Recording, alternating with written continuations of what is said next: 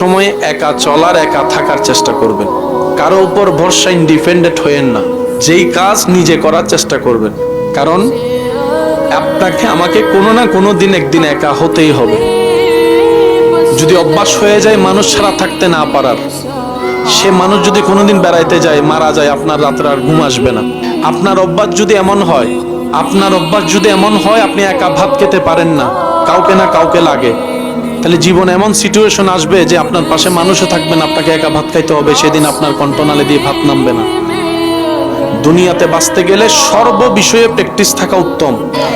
এমন কোনো বিষয় আপনার জীবনে রাখবেন না যেটা আপনার না থাকলে, না পেলে আপনাকে ভেঙে দিবে, মন খারাপ করে দিবে। ভরসাটা থাকবে রবের উপর। একা চলতে থাকেন, আসছি একা, যাবো একা, একাই আমাদের জীবন।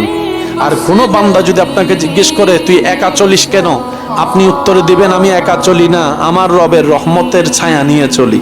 সুবহান। তোরা দেখছিস আমি একা, কিন্তু আমার মন দেখছে আমার চতুর্দিকে আমার রব্বুল আলামিনের রহমত আমাকে জড়িয়ে ধরে আছে। বলেন সুবহানাল্লাহ।